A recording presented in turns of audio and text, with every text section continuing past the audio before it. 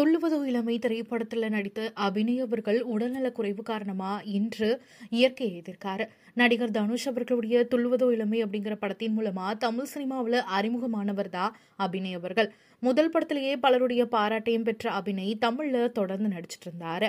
ஆனா அதுக்கப்புறம் அவருக்கு எந்த ஒரு திரைப்படமும் அவர் பேர் சொல்ற அளவுக்கு பெரிதா பேசப்படல. அதுக்கப்புறமா நிறைய தோல்விகள் மட்டும்தான் கிடைச்சது. டப்பிங் உள்ளிட்ட எத்தனையோ பணிகள் செஞ்சும் அபிநய்க்கு நிறைய வாய்ப்புகள் சினிமாவில் கிடைக்கல. கையில பணம் இல்லாம அம்மா உணவகத்துல சாப்பிட்டதா அவருடைய பேட்டிகள்ல நிறைய இடத்துல அபிநய் சொல்லியிருந்தாரு. சமீப மாதமாவே அவருக்கு மிகவும் உடல்நலக்குறைவு ஏற்பட்டிருந்தது. பலருமே அவருக்கு உதவியும் செஞ்சுட்டு இருந்தாங்க.